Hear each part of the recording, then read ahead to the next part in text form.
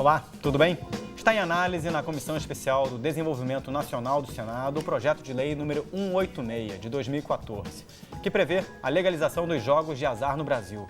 Caso aprovada, a proposta de autoria do senador Ciro Nogueira, do Partido Progressista do Piauí, vai regulamentar o funcionamento de bingos, cassinos, jogos pela internet, jogo do bicho e caça-níqueis.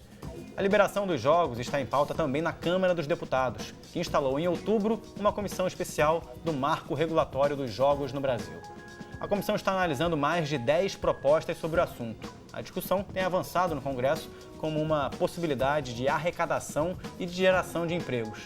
De acordo com o Instituto Brasileiro Jogo Legal, os jogos podem gerar até 25 bilhões de reais por ano ao governo federal, mais da metade do que será obtido com a possível volta da CPMF. No entanto, especialistas contrários à liberação apontam a dificuldade de fiscalização dessas atividades, normalmente associadas à lavagem de dinheiro, além, é claro, das consequências para a saúde, uma vez que o vício pode ser considerado um dos grandes problemas nesse contexto. A legalização dos jogos de azar é tema do Sala Debate de hoje. Vem com a gente. Para este debate, eu recebo a Angélica Glioshi, ela que é promotora de Justiça do Ministério Público aqui do Rio de Janeiro. Conosco também o Magno José, presidente do Instituto Brasileiro Jogo Legal. E você de casa é sempre também nosso convidado, está aí na tela para você, o nosso infográfico, daqui a pouquinho a gente vai mostrar, está lá no Twitter, acesse o twitter.com, nosso perfil é o @canalfutura. Participe também do programa pelo facebook.com/Canal Futura Oficial. Procure por este post, deixe o seu comentário, a sua pergunta, que eu trago aqui para os nossos convidados. E não deixe de participar também, se você assiste TV de olho na tela do celular, nosso WhatsApp é o 21 968 668 414. Você é a favor ou contra a legalização do jogo no Brasil? Participe com a gente. Boa noite, tudo bem? Boa noite, tudo bem. Boa noite. Boa noite. Vamos a uma primeira reportagem para aproximar o telespectador do tema do programa de hoje. No Brasil, apenas os jogos das loterias federais, estaduais e o TURF são legalizados. Juntos, eles movimentam mais de 14 bilhões de reais.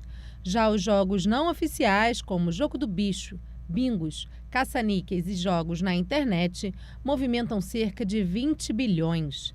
Desses, 12 bilhões são do Jogo do Bicho, que recebe apostas de 20 milhões de brasileiros diariamente em mais de 350 mil pontos de venda.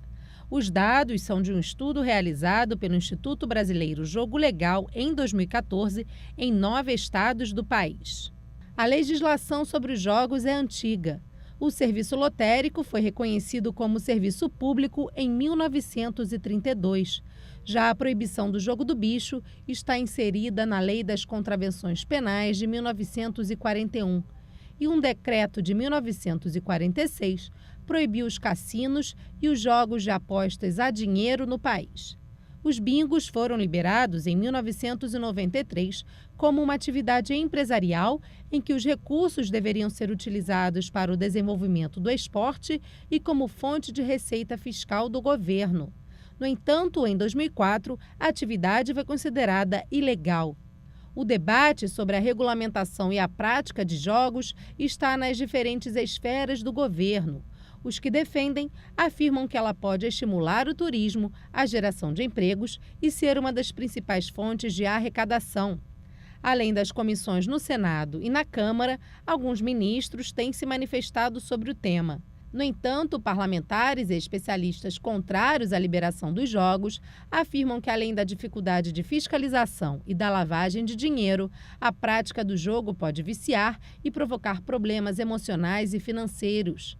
Segundo dados da Organização Mundial da Saúde, entre as pessoas que apostam, cerca de 3% enfrentam problemas por causa de jogo, como dívidas ou desentendimento familiares, e 2% são dependentes. Em 1992, a OMS colocou o jogo compulsivo no Código Internacional de Doenças.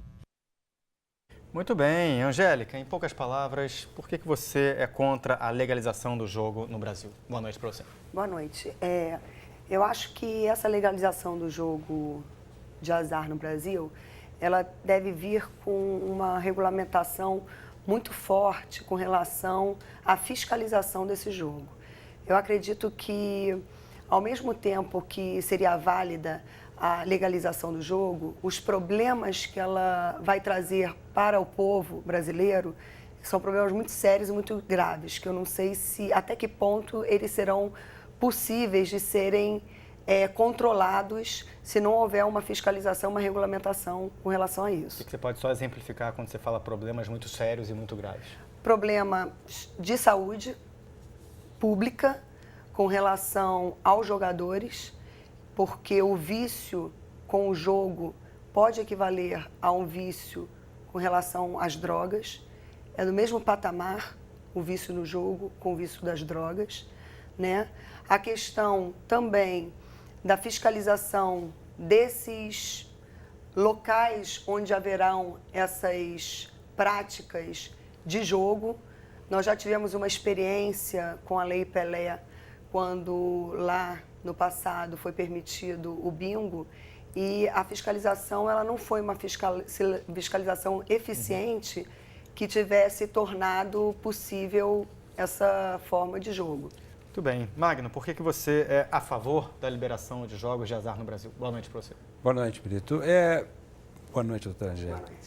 Primeiramente porque eu acho que essa atividade é uma atividade econômica encarada assim no mundo inteiro e só aqui no Brasil que ela foi transformada num tabu e colocada no mesmo cesto de outros assuntos como droga, casamento homoafetivo, aborto, outras questões que a sociedade acaba tendo um certo preconceito e uma dificuldade de discutir. Segunda questão que eu acho é que não existem 3 opções, ou é jogo legal ou é jogo ilegal. O não jogo não existe. E a gente já tem o jogo. Essa é uma atividade que já está presente no dia a dia da vida da gente. O Brasil hoje movimenta 20 bilhões de reais por ano no jogo clandestino, onde Estado e sociedade não tiram nenhum proveito dessa atividade. O mundo movimenta hoje 488 bilhões, é a terceira atividade econômica no mundo. Por que o Brasil não pode legalizar o jogo? Por que a gente não pode tratar essa questão? As pessoas sempre questionam sobre lavagem de dinheiro. Lavar dinheiro em bingo, em jogo, é caro e arriscado. A questão da patologia. Nós já temos hoje comportamentos patológicos na questão do jogo, mas nós não temos controle nenhum.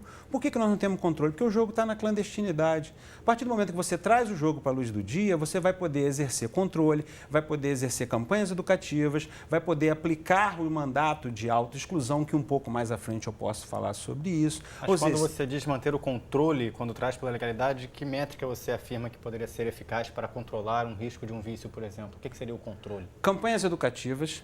Porque, primeiro, o vício não é um privilégio do jogo. Existe vício em várias outras atividades. Nem vício, comportamento patológico.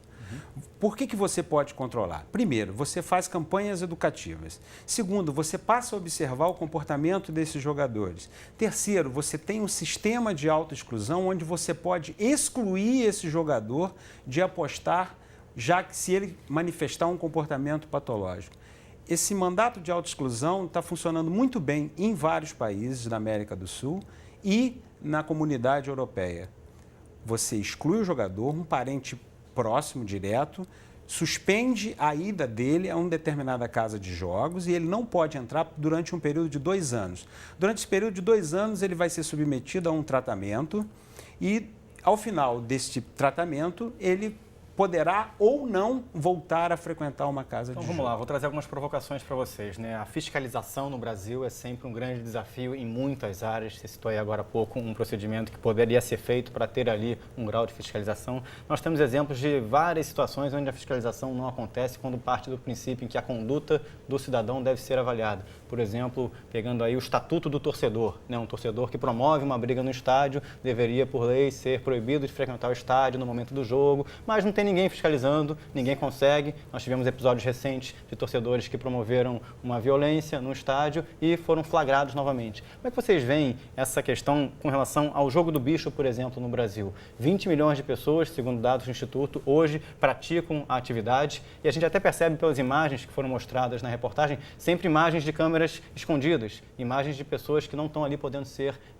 filmadas. Como é que vocês interpretam a cultura brasileira para a passividade, para uma atividade que é uma contravenção há muito tempo? Angélica?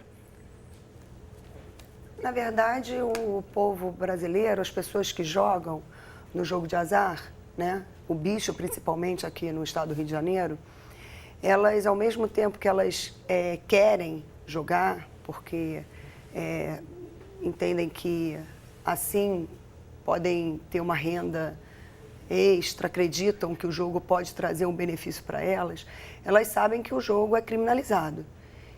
Nesse ponto, falando genericamente, é uma contravenção hoje, não é crime, né? O jogo é uma contravenção. Então, como mostrou as imagens, as pessoas, elas acho que até muitas delas sentem vergonha da situação de estarem naquele local apostando, não querem, como o nosso colega mesmo disse, é uma situação em que elas se tornam meio excluídas da sociedade porque jogam. Mas você acha que elas sentem vergonha? Porque está tão à luz do dia ali, as pessoas acham isso uma coisa comum? Você acha que tem vergonha na atividade para quem está praticando? Se eu acho que o brasileiro acha isso comum ao passar por uma esquina e tem um jogo do bicho? É, porque se você for perceber bem, pela lei de contravenções penais hoje, não se pune somente aquele que é apontador do jogo do bicho, aquele que é o banqueiro do jogo do bicho, mas também o apostador. É porque a gente não tem uma história de apreender junto com o material jogo do bicho do apontador também o apostador. Mas se esse apostador ele for levado para a delegacia, como é que ele vai prestar contas perante a família dele, né? Dessa situação, ele foi pego jogando. Magno, a gente estava conversando aqui agora há pouco sobre a tipificação da atividade, né? Jogo do bicho hoje no Brasil é uma contravenção e está à beira de ser tipificado ou com a possibilidade de ser tipificado como crime. Como uma atividade que está à beira de ser debatida se ela é ou não crime pode ser legalizada? Bom, a questão é a seguinte, nós temos aí duas questões. Primeiro, o jogo do bicho, 125 anos de operação, mais 71 anos, 72 anos de proibição, acabou gerando esse problema social que a gente vê hoje em dia. Nós temos 450 mil pontos de jogo do bicho no Brasil. E é o único jogo que tem uma legitimidade social muito grande, talvez até mais do que as loterias da Caixa. Então, essa é uma realidade. Você falou da questão do controle. Deixa eu voltar um pouquinho ao controle, porque você falou aspectos negativos. Deixa eu falar de aspectos positivos. A Caixa Econômica Federal controla hoje 43 mil terminais em 13 mil lotéricas em 5 mil municípios de Brasília. O nosso sistema de imposto de renda é um sistema de imposto de renda mais competente do mundo e o nosso sistema bancário não deixa atrás. A nossa eleição, 570 mil urnas, são apuradas em 5 horas. Então, a gente tem expertise para poder controlar o jogo, principalmente se ele for eletrônico. Mas com relação à questão do jogo estar próximo da criminalização e estar próximo da legalização, eu confesso para você que eu acho um erro histórico se o Brasil criminalizar o jogo do bicho ou o jogo ilegal, antes de discutir a questão da legalização. Porque nós vamos acabar empurrando o jogo para estruturas verdadeiramente criminosas, como milícias, como máfias internacionais, porque movimentam recursos muito altos, muito expressivos, entendeu? Então, eu digo que vai ser um erro histórico se a gente criminalizar antes de legalizar. Perfeito. Já nós vamos trazer outros convidados. O Mauro Salvo está pela internet, já vai entrar com a gente. Mas antes eu queria fazer um ping-pong com vocês, porque esse tema, lógico, gera debate. Já tem muita participação aqui nas redes sociais. O Marcos Pereira, obrigado, Marcos, pela participação. Ele participou, acho que pelo Facebook, pedi para a equipe confirmar. Caso legalizado o jogo do bicho, como ficam os bicheiros, contraventores e outras pessoas que já foram presas por envolvimento no jogo? Poderiam processar o Estado? Rapidinho, o que você tem a dizer sobre isso, Magno? Eu posso dizer, se o jogo for legalizado, todas as pessoas que tiveram problema com a justiça deixarão de ter por causa de uma figura jurídica chamada bolitio crimes. Podem acionar o Estado? Claro que todo mundo tem o direito de acionar. Não podem acionar o Estado? Não. Então vamos lá. Angélica, Juan Muinos pelo Facebook, sou a favor, se joga no mundo inteiro, mesmo proibido, o jogo está aí a pleno vapor. Que comentário você pode fazer rapidamente aqui para o Juan, que trouxe aí uma realidade do que acontece, né? Muito embora se jogue no mundo inteiro, aqui no Brasil ainda é considerado uma contravenção penal. Enquanto não legalizado, Aqui não pode. Vamos lá, WhatsApp, o Rafael Copeiro. Obrigado, Rafa. Qual seria, de fato, o resultado da legalização para a economia do país que superaria os problemas de saúde pública e endividamento que os jogos causariam? O que você pode dizer aí, Magno, para o Rafael? Bom, a questão da patologia você tem como conduzir. A questão da fiscalização você também tem como conduzir. As melhores práticas do mundo inteiro mostram esse caminho. E acho que é muito melhor que a atividade esteja sob a luz do sol do que na zona cinzenta. O Marcos aqui Pereira participou pelo WhatsApp, confirmando aqui a equipe. Twitter, Douglas Weiner, de Brasília. Obrigado, Douglas. Ele diz que é a favor, mas pergunta como foi feito o levantamento aí do Instituto. O que você pode trazer aí para ele, para a gente poder explicar um pouco do levantamento do Instituto. Vou até pedir para botar aqui na tela. Nós temos aqui o nosso Twitter. É esse mapa que está aí, ó. Está aí na tela para vocês. A legalização de jogos de azar no Brasil. Vou só botar aí o Twitter que está aí, ó. Vamos botar aí, meus caros editores. No Brasil, apenas loterias e o turf são permitidos. 14 bilhões de reais é o valor movimentado por jogos legalizados no país. 20 milhões de pessoas fazem aposta diariamente no jogo do bicho. Fonte Instituto Brasileiro Jogo Legal. E aí, um pouco dos argumentos contra e a favor. Acesse aí a hashtag Jogos de Azar, participe do programa. Magno, o que você tem a dizer aí sobre a métrica para esse levantamento? Bom, nós fomos ao mercado, nós fizemos pesquisa de campo, nós estivemos visitando os operadores que operam na ilegalidade, nós estivemos na ponta, no apontador do jogo, na máquina de caça-níquel, nós fizemos tabulações em todas as apreensões do Brasil inteiro praticamente, acompanhamos através de matéria de jornal e chegamos à aposta per capita de cada estado e a aposta per capita nacional que hoje gira em torno de R$ 167. Muito bem, vamos então trazer mais um convidado para o nosso programa, o Mauro Salvo, ele é economista do Banco Central, vai falar conosco diretamente de Porto Alegre pela internet. Mauro, muito boa noite, obrigado pela participação no programa de hoje, tudo bem? Tudo bem, boa noite a todos. O Mauro é especialista em lavagem de dinheiro e em estudos, né, sobre esse assunto. Queria que você trouxesse para a gente, Mauro, o seu posicionamento. Por que você é contra a legalização do jogo no Brasil? Olha, a minha posição contrária se deve à dificuldade de fiscalização, tá? Embora o colega de bancada tenha trazido uma série de outros como diria, outros setores são muito bem fiscalizados, os jogos de azar têm peculiaridades que o tornam muito difícil a fiscalização. E mesmo uma regulamentação, né, porque para se fiscalizar é necessário que haja uma boa regulamentação, também seria bastante difícil fazer uma regulamentação aí que abordasse, né, todas as suas peculiaridades. Então, esse é o principal fator aí que me leva a ser bastante reticente com relação à liberalização, né? Como é que você interpreta, Mauro, a mudança na legislação brasileira de 1993 para cá, para 2004, a questão dos bingos, né? Uma hora o Estado brasileiro olhou para os bingos com uma lente mais sob o ponto de vista do empresário, do negócio. Em 2004, o presidente Lula trouxe ali uma nova concepção. Como é que você vê a dualidade entre a interpretação do Estado brasileiro frente a essa atividade, por exemplo, dos bingos? Pois é, então essa nossa experiência aí no passado, né, só reforça o que eu estou dizendo. Nós tivemos um primeiro momento, exatamente o que está sendo posto, quem é a favor da liberalização, muito dinheiro, realmente circulou muito dinheiro, várias federações esportivas puderam manter suas atividades, houve um boom na atividade, todavia o excesso de problemas, principalmente com a criminalidade, com o dinheiro da criminalidade que ingressou na economia formal, ou seja, em outras palavras, a lavagem de dinheiro, fez com que o governo recuasse disso e tornasse ilegal a atividade.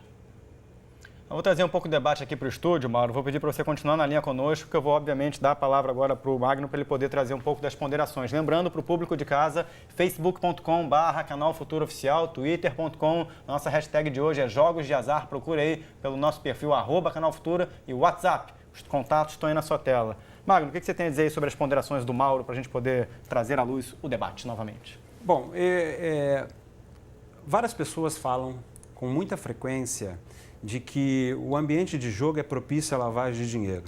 Eu discordo frontalmente dessa possibilidade. É claro que ela pode existir. Qualquer atividade é passível de lavar dinheiro. Agora, existem atividades que são muito mais econômicas para lavar dinheiro do que no jogo. Do ponto de vista do dono da casa de jogos, ele vai ter que pagar 16,33%, porque o jogo é considerado prestação de serviço, e ainda vai ter que pagar o royalty que ficar definido pelo Congresso da contrapartida social para o jogo, ou seja, 10% para a saúde. Então, nós estamos falando aí de 26%, 27%, 30%. Enquanto se numa prestação de serviço ele vai gastar apenas 16,33%, eu não vou nominar as atividades. E do ponto de vista do apostador, é caríssimo e arriscado, porque o apostador vai ter que pagar 27,5% de imposto de renda e ainda, toda vez que ele ganhar acima de R$10.000, existe uma instrução normativa da Receita Federal que a casa de jogos tem que notificar o COAF que aquele apostador ganhou mais do que 10 mil. Ou seja, imagina um apostador ficar ganhando com frequência prêmios acima de 10 mil, o COAF vai saber disso rapidamente. E outro caso, que para mim é muito mais emblemático, eu não conheço até hoje no Brasil um caso de lavagem de dinheiro em jogo, um jogo legal. Não conheço. Todo mundo fala sobre isso. Está falando de turf e loteria esportiva? Turf e loteria esportiva, até mesmo no período do bingo. Eu não vi ninguém ser condenado por lavagem de dinheiro. Entendeu? Então, assim, é muito fácil falar... Agora, tecnicamente, até pelas perguntas que são... Sem a gente explicar como. Claro. O ideal seria explicar como.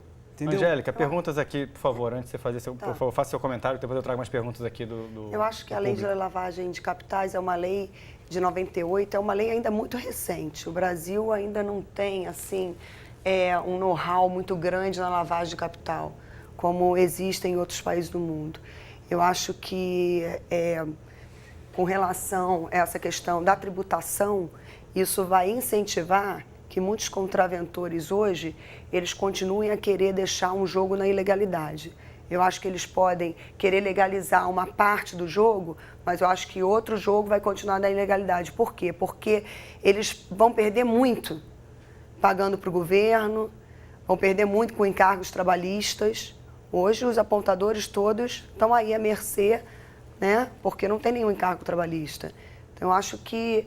E a lavagem também de capitais, talvez nós não tenhamos dados concretos de condenação, porque a lei é recente. 98, mas é recente. De onde vêm os recursos para pagamento em espécie do jogo do bicho? Como fazer dessa uma prática legal?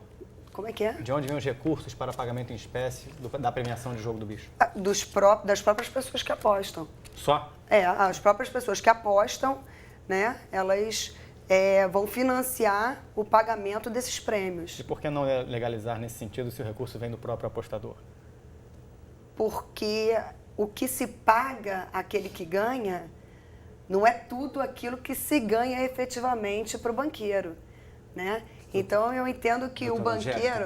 Deixa eu entrar um pouquinho. Vai, fala aí. Olha só, o payout do jogo do bicho é o maior payout do Brasil, é a maior premiação, 60%. Certo. As loterias da Caixa, para cada R$1 apostado, 32 centavos vão para o prêmio. No jogo do bicho, para cada R$1 apostado, 60 centavos vão para o prêmio. Como é possível esse milagre, Magno? Hein? Como é possível esse milagre? Como é que é possível esse milagre? Como é que é possível que o Congresso transforme as loterias da Caixa com um payout, é o menor payout do mundo.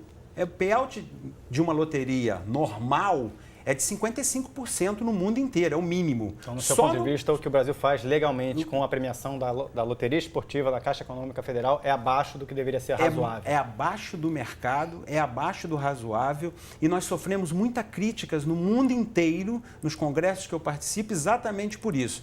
Então, na verdade, a diferença que tem é que o jogo da Caixa é um jogo rateado. Todo mundo coloca o seu bolo, a Caixa tira o percentual das entidades beneficiados daquele recurso, mais a taxa do governo, imposto de renda, sobra 32 centavos para o prêmio. A diferença do jogo do bicho é que sobra 60 centavos para o prêmio e, é claro, o restante do dinheiro é para pagar o empregado, o apontador e a rentabilidade da operação. Deixa eu voltar essa a esse rentabilidade assunto. da operação, doutora Angélica, essa rentabilidade, que muitas vezes é transformada em propina para agente público, ela vai acabar sendo destinada ao governo. Por isso que eu parto da lógica que é necessário enfrentar essa questão. Deixa eu trazer só o debate, trazer novamente o Mauro, porque a gente vai ter que fazer um intervalo daqui a pouquinho. No próximo bloco eu vou voltar com vocês aqui para essa discussão.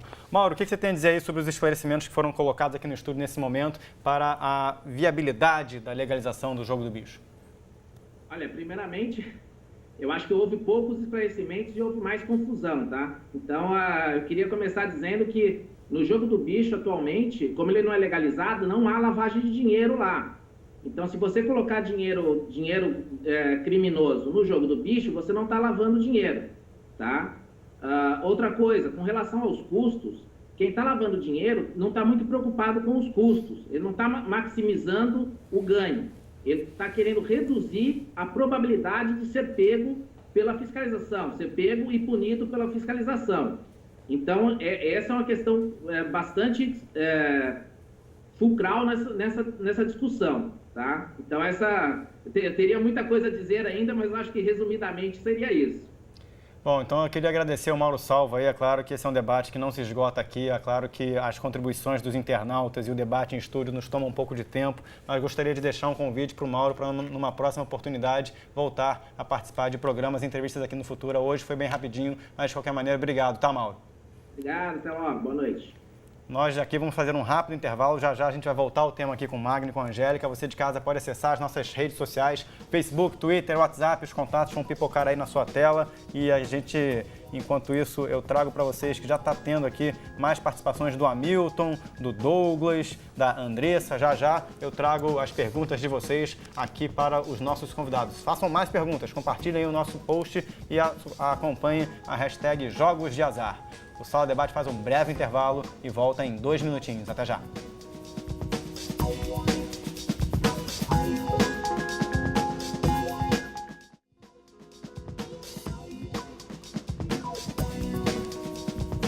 Muito bem, estamos de volta com o Sala Debate esta noite falando sobre a possível legalização de jogos de azar no Brasil. Conosco aqui no estúdio a Angélica Glioshi, ela que é promotora de Justiça do Ministério Público aqui do Rio de Janeiro. O Magno José, presidente do Instituto Brasileiro Jogo Legal. Você de casa pode participar conosco também pelas redes sociais, Facebook, WhatsApp, Twitter, trazendo aqui umas primeiras participações.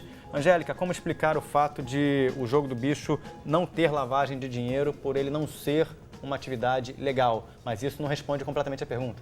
Não, na verdade, o que ocorre é o seguinte. Sendo o jogo do bicho uma atividade ilegal, o banqueiro do jogo do bicho recebe um dinheiro sujo. E esse dinheiro sujo do jogo do bicho é que pode ser lavado.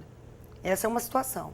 Com a legalização do jogo do bicho, vai existir a possibilidade de haver lavagem de dinheiro na atividade legal, ou do jogo do bicho, ou dos bingos, de um apostador que recebeu ilegalmente um valor proveniente de venda de drogas, proveniente de uma receptação, de um roubo, enfim, de uma extorsão. Ele leva esse dinheiro para dentro do jogo, que está legalizado, né, para poder tirar um valor legal. Lavando o dinheiro. Por quê? Porque, na verdade, quem lava dinheiro não quer obter lucro com a lavagem de dinheiro. Se você coloca R$1.000 e ganha R$300 na lavagem, você está no lucro. Porque 1.000 eram ilegais, agora você tem 300 legais. Agora, nós tivemos duas grandes operações aqui, né, no Brasil, em 2011 e outra em 2013, e com uma extrema dificuldade para se ter ali uma prisão ou uma eficácia nesse sentido. Por que isso acontece, Angélica? Na verdade, as pessoas que estão ligadas lá no topo da pirâmide, né, não são aqueles apontadores, aquelas pessoas que estão na base da pirâmide são presas no dia a dia. As pessoas que estão no topo da pirâmide, muitas dessas pessoas, elas também são pessoas que desenvolvem outras atividades junto à sociedade e são bem vistas pela sociedade, como, por exemplo, o carnaval, né? A gente tem aí um histórico de que grandes contraventores bancam o carnaval carioca, né?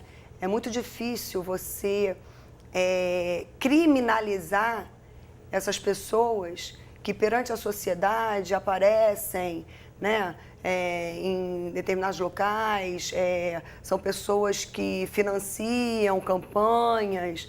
Então, é muito difícil a criminalização. Mas eu quero dizer o seguinte, essas pessoas são criminosas hoje, são contraventoras hoje, como outras pessoas que praticam contravenção e crime. Vamos lá.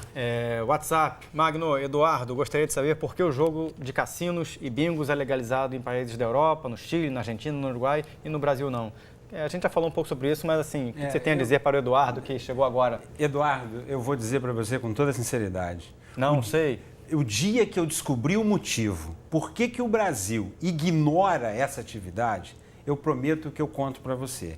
E ainda digo mais, nós estamos com um atraso histórico de 70 anos para discutir esse assunto. Esse assunto já tinha que ser discutido muito lá atrás. Então vamos lá, tem o Douglas aqui, ó, outra participação pelo Twitter. Como o resto do mundo regula essa atividade, Magno? Quais são as dificuldades para a regulamentação no Brasil? Voltando à mesma tecla, mas assim, o que você pode falar de experiências de outros países? Eu confesso que eu não vejo nenhuma dificuldade de legalizar e regulamentar essa atividade. A tributação média mundial do jogo gira em torno de 30%. Então, se nós estamos falando hoje num potencial de mercado de 60 bilhões, nós estamos falando aí de uma arrecadação anual em torno de 18 bilhões para os cofres do governo.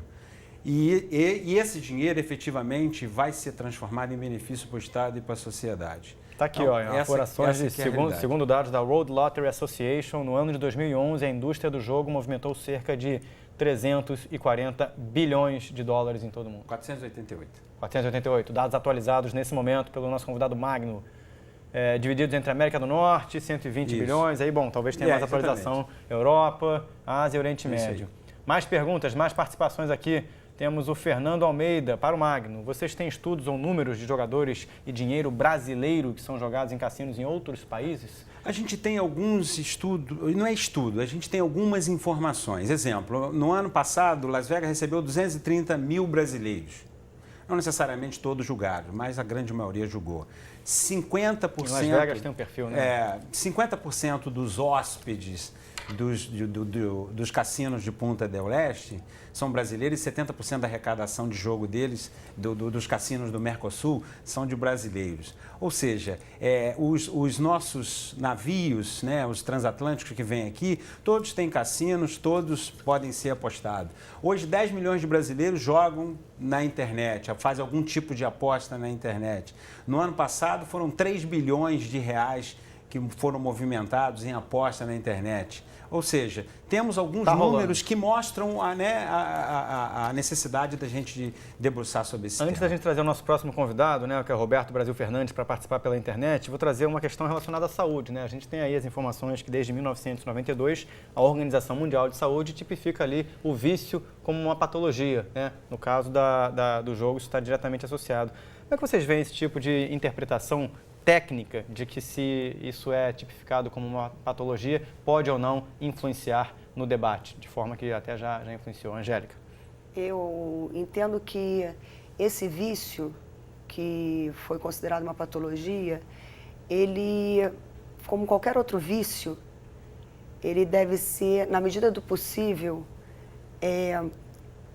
criminalizada a conduta que leva ao vício. Os vícios mais graves, né? Como mensurar entre drogas, o álcool, o cigarro, a cafeína, o cigarro. Assim, como mensurar o que é grave, assim, na sua opinião? Você tipifica o vício em jogo na mesma categoria do que vício numa droga ilícita hoje no Brasil? Eu entendo que sim. Entendo que o vício ao jogo é igual ao vício a uma droga ilícita. Por que existe a criminalização do jogo? Né? Na verdade, o álcool... Né? O cigarro é uma droga lícita. A partir do momento em que você permite o uso daquela droga e aquela droga passa a ser uma droga lícita, você então vai ter que ver formas de controlar essa forma de vício. Né? Então seria razoável legalizar? Olha, seria razoável legalizar, mas os estragos que traz, olha, a bebida, por exemplo, a bebida que é legalizada, que pode existir a bebida, né?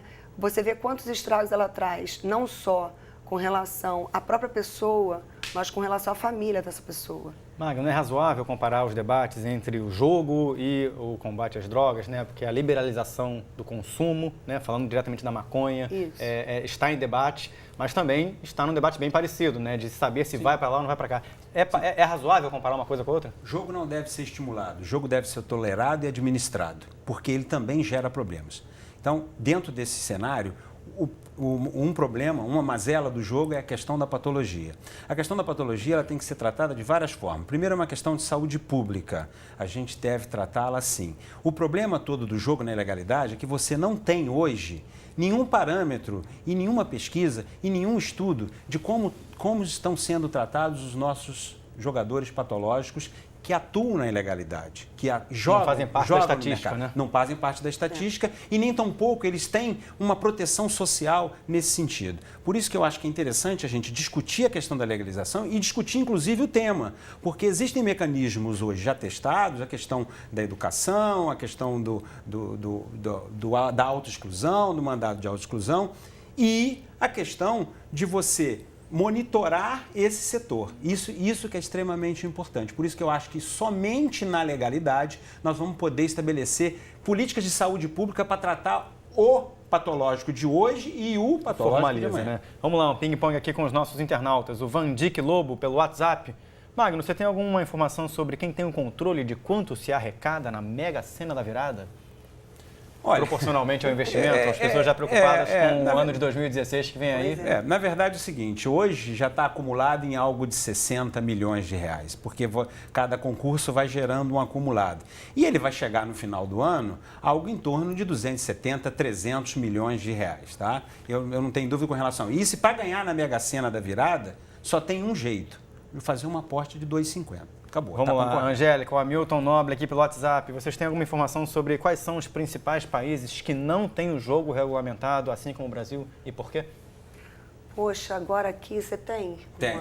Qual, gente? Não, na América do Sul nós temos a Bolívia, a Guiana, Cuba e Brasil, na América. Nas Américas todas. Que tem legalizado. 79% dos países da Organização Mundial do Turismo tem jogo legalizado, sendo que desse bolo que não tem são por questões religiosas, porque são países islâmicos. Então, isso é verdade. E ainda tem 3 islâmicos que têm jogo regulamentado, como Bahrein, Arábia Saudita e Indonésia. Vamos lá, vamos trazer mais um convidado aqui, já te trago a palavra novamente, Angélica. Vamos trazer mais um convidado aqui para a nossa participação no debate de hoje. O nome dele é o Roberto Brasil Fernandes, advogado da Abrabim. Ele vai falar diretamente de Brasília, no Distrito Federal. Roberto, muito boa noite, tudo bem? Boa noite, José Brito. É um prazer estar na sala do debate da TV Futuro. Roberto, obrigado, o prazer é todo nosso. Né? Os pedidos de indenização de empresários de casas de bingo, né, estão sendo aceitos pela Justiça? Você que está aí lidando diretamente com essa questão, né, uma mudança na legislação de 1993 para 2004. Como é que está essa seara hoje em dia, Roberto? Olha, há diversos debates sobre a questão das indenizações, mas me parece que nesse momento o que temos que trabalhar é, de fato, a criação do marco regulatório dos jogos no Brasil. Esse eu acho que é o termo do debate. E trazer para o Brasil um conceito moderno e multidisciplinar daquilo que é bingo, que é cassino. Eu lembrava agora há pouco, Brito, da fala do diretor da Interpol, Dele Schiman, que palestrou no Congresso do Rio de Janeiro, e outros tantos pesquisadores, autoridades mundiais, que dizem que as piores experiências sociais com a exploração dos jogos se dá onde ele não é controlado pelo Estado, onde não tem regra definida por lei. E temos que partir do princípio que no Brasil há uma oferta em grande escala de jogo, né, em todo o continente brasileiro, né, de norte a sul. Portanto, o que estaríamos fazendo hoje é apenas trazer para a legalidade, controlar aquilo que de fato já existe com as modernas legislações internacionais. Isso que se espera do Congresso nesse momento. Então, na sua opinião, Roberto, o que leva o Estado brasileiro a ter a legislação que tem e por que não se tomou uma decisão como essa de legalizar há mais tempo? Olha, hoje ser contra a legalização dos jogos, né, me parece que é ser a favor da situação como se encontra. Nós estamos há mais de 70 anos com a exploração do jogo clandestino no Brasil, o jogo está na informalidade, de forma ininterrupta, sem contribuir de forma alguma com a sociedade brasileira. Não contribui com o tributo, não formaliza os empregos, não se tem as informações da receita, nem sequer, né, do pagamento dos prêmios, ou seja, não tem nenhum controle dessa atividade. Controlar e trazer aquilo que tem de melhor experiência no direito comparado me parece ser a melhor alternativa.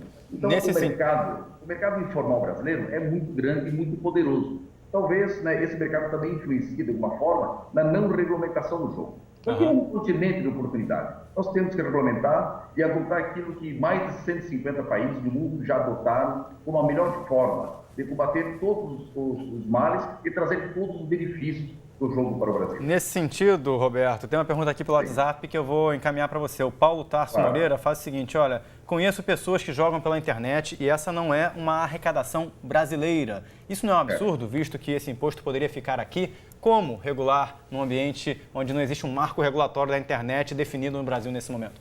Sem dúvida. Me parece que a Câmara dos Deputados, o Senado, também está tratando dessa questão, dos jogos online, né? E não há nada mais fácil, diria assim, de controlar do que aquilo que, com a tecnologia que hoje dispomos, né, de controlar a receita, as despesas e o pagamento de prêmios dos jogos no Brasil. Os jogos online, nós teremos a informação, né, instantânea de quem está jogando, quanto está apostando, qual é o montante dessa aposta e o pagamento dos prêmios. Então, é bastante elementar hoje, né, acreditar que o Brasil pode sim regulamentar de forma muito eficaz os jogos. Agora mesmo, muitos desses sites tendo servidores baseados em países onde o jogo é legalizado, né? Como é que o Brasil entraria nessa situação? Exato. Olha, Portugal me parece um exemplo bastante recente, que fez o controle agora, ela regulamentou essas atividades. Eu digo regulamentar porque me parece que nesse momento não é possível você impedir o acesso aos sites de jogos em qualquer parte do mundo. Portanto, a melhor alternativa é ocupar esse espaço,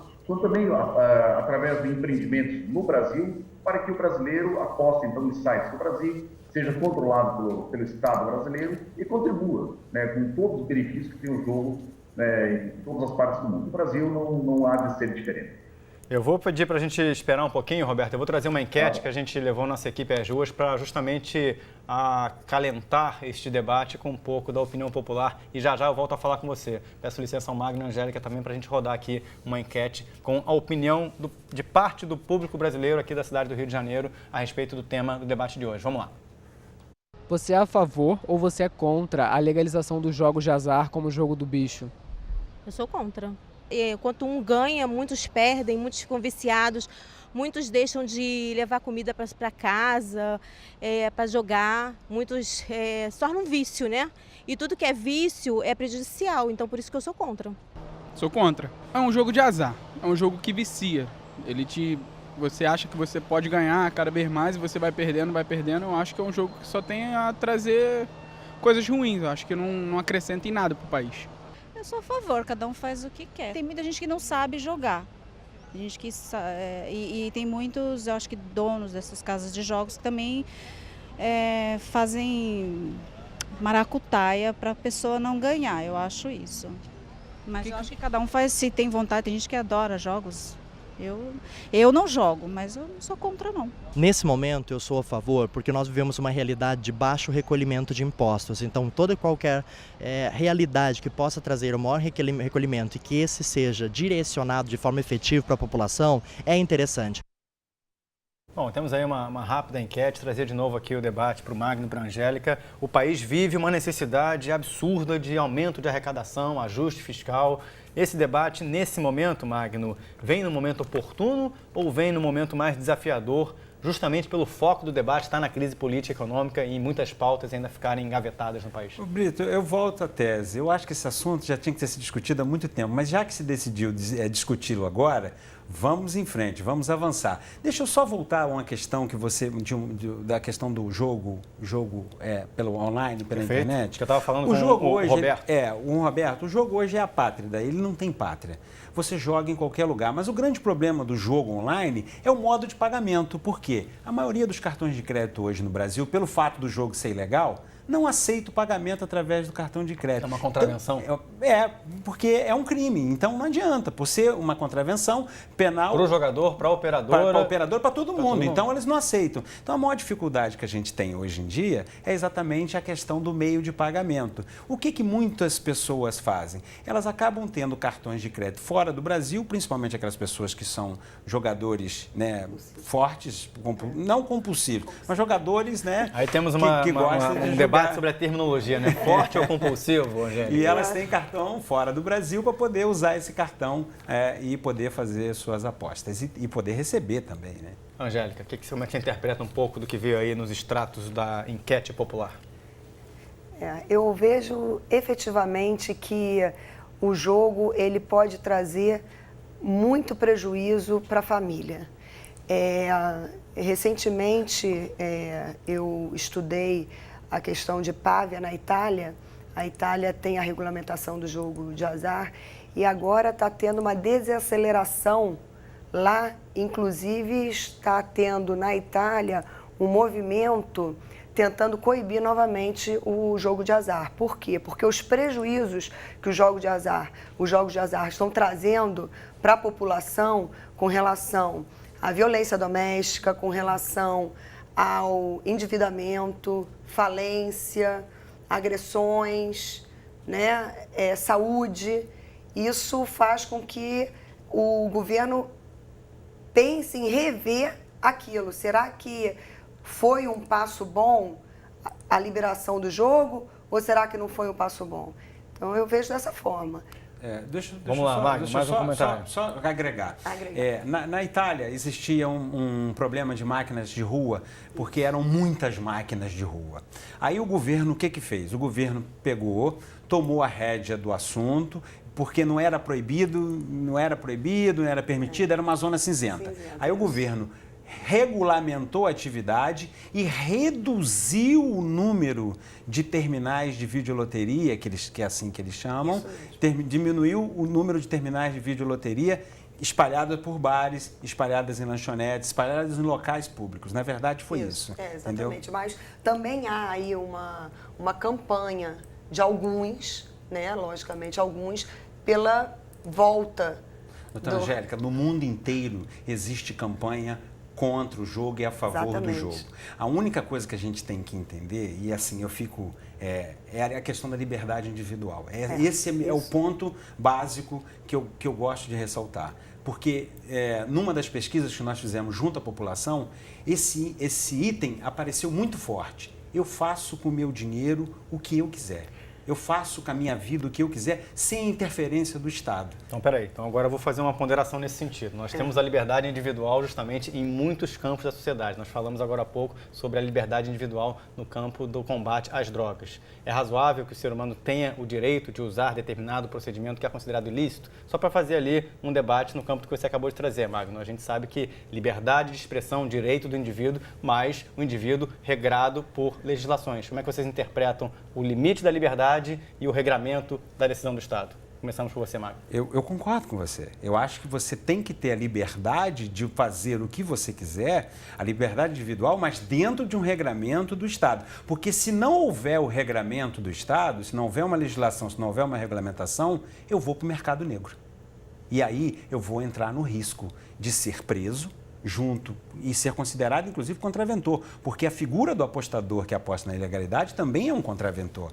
Então, por isso que eu acho interessante que a gente discuta e traga para a luz do dia as questões que estão, né, cercando a questão da ilegalidade, exatamente para que as pessoas possam exercer suas liberdades individuais. Angélica. Eu acho que a liberdade deve existir, sim, as pessoas poderem agir, poderem usar, poderem jogar, mas chega um momento que a pessoa ela passa a ter essa sua liberdade viciada pelo seu vício. Não sei se eu consigo me fazer entender.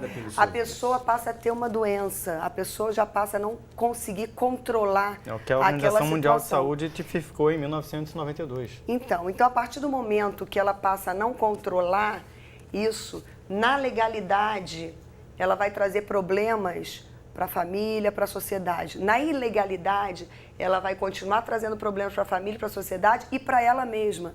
WhatsApp, 21 968 668 414. O Otávio Seixas faz essa pergunta. Quem joga na Mega Sena regularmente também não é um jogador compulsivo? Depende. Se ele comprometer a renda familiar dele, ele entrou na compulsividade. Se ele não comprometer a renda dele, julgar de forma lúdica, ele... Como o sistema controla isso? Não tem controle. Pois é, respondendo aqui ao nosso querido Otávio Seixas. Obrigado, Otávio, pela participação pelo WhatsApp. Como se mensura isso? Porque é óbvio, né? Se ele não está comprometendo a renda, ele está jogando tranquilamente, mas é uma linha muito tênue para qualquer forma de vício. Sim. Não tem como controlar. Que argumentos vocês trazem para o Otávio, que está ali tentando ter mais esclarecimentos? Não sei se ele joga na Mega Sena regularmente ou não. Meu conselho para o Otávio é: jogue de forma responsável. Da mesma forma que você vai a um cinema, da mesma forma que você sai para jantar, é da forma que você vai julgar. Jogo não é meio de vida, jogo é entretenimento. Exatamente, você não pode botar no jogo para você poder adquirir um dinheiro para pagar alguma coisa. Sim, mas isso no campo da filosofia da técnica é óbvio, tá no manual, né? Mas no campo da linha em que o cidadão está ali lidando com as suas próprias escolhas, não é mais tão mensurável assim, né? Não é. Pois é, eu acho que é muito nesse sentido que o Otávio estava querendo falar. Exatamente. Se ele perder o controle, eu recomendo ele já não tem nem noção de estar perdendo o controle ou não. É claro, obviamente, está aí a dica do Magno. Vamos voltar aqui a falar com o nosso convidado pela internet, o Roberto Fernandes. Roberto, queria que você tivesse uma percepção agora de para que lado esse debate vai avançar nos próximos meses, né? Haja vista que a gente está numa fase de retração econômica, ajuste fiscal, uma crise política ali sendo debatida incessantemente no Congresso. Para que lado você acha que vai essa discussão na virada do ano, Roberto? Perfeito, Brito. Eu queria só comentar que nem por causa do obeso, do diabetes, se tira o açúcar ou a gordura dos mercados, né? Há uma necessidade urgente de se regulamentar essa atividade. Também falando da ludopatia, eu já retorno, né? A única forma de proteger as pessoas, suas famílias, seu patrimônio, é ocupar a demanda, esse espaço com a atividade empresarial, deixar o Estado compor as regras. As piores experiências com jogadores compulsivos estão onde o jogo é proibido ou mal regulamentado. Isso nós não temos dúvida disso. Eu estive recentemente na Áustria, na Espanha, também estive na Itália, e de fato a gente vê que o que se faz lá é acompanhar uma tendência mundial de regulamentação dessas atividades. Mas aonde vai parar esse projeto de lei? Nós esperamos que o Congresso e o Senado, de forma bastante madura, de forma bastante responsável, criem um marco regulatório. E nós estamos na iminência, né, de regulamentar o jogo no Brasil, uma lei bastante moderna, porque ela pode buscar as melhores experiências do mundo para compor a legislação brasileira. Então essa é a nossa expectativa, que se traga com a maior rapidez possível, pois estamos debatendo esse assunto há mais de 20 anos no Congresso, e agora espero que, não apenas pela receita tributária, não apenas por isso, mas porque é uma atividade econômica reconhecida assim em todos os países do mundo, ela deve ser regulamentada e controlada para se ocupar espaço que hoje é ocupado pela atividade clandestina, pela informalidade. É assim que eu penso e espero que nos próximos meses, no próximo ano, nós tenhamos uma legislação eficaz, que assegure, dê segurança às famílias, ao empreendedor, às pessoas e ao Estado do nosso país. Roberto Fernandes, advogado, falando diretamente de Brasília. Muito obrigado pela gentileza em atender nosso convite. Até uma próxima oportunidade. Foi um prazer. Ficamos honrados com o convite e estamos sempre à disposição. Vamos lá, vamos trazer para vocês aqui mais informações. Para você que está ligado no Facebook, no Twitter, está aí na tela o nosso canal no Facebook, para você poder fazer comentários daqui a pouco. O programa está chegando ao fim, mas nós continuaremos ao vivo pelo Periscope, no Twitter, aqui nesse endereço, twitter.com/canal Futuro Oficial. Você vai poder ver que surgirá um tweet daqui a pouco e essa transmissão continuará ao vivo pela internet. Se você ainda não se inscreveu, inscreva-se no canal do Sala Debate no YouTube e faça parte da comunidade que tem acesso a todos os nossos conteúdos. youtube.com/Sala Debate Oficial.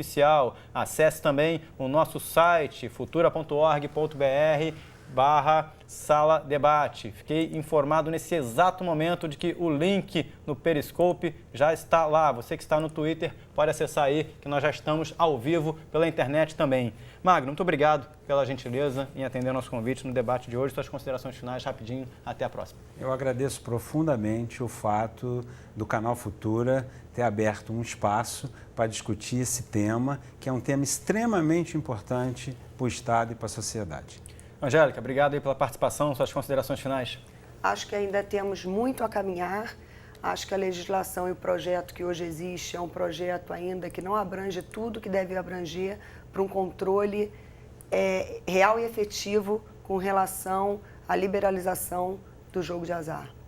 Muito bem, a você de casa, o nosso muito obrigado. Agradecer também aí ao Mauro Salvo, que participou pela internet conosco no primeiro bloco, o Roberto Fernandes, que participou agora no segundo bloco, a todos os nossos internautas. Está aí na tela, você que está acompanhando pelo Twitter, já estamos ao vivo no Periscope. Acesse aí agora, twitter.com, clique no último post do canal e continue acompanhando o Sala Debate ao vivo na internet. Eu te agradeço, você que está ligado na telinha da TV, o Sala Debate reprisa aos domingos, às 9 da noite, e a gente se vê na próxima terça-feira ao vivo. Até lá!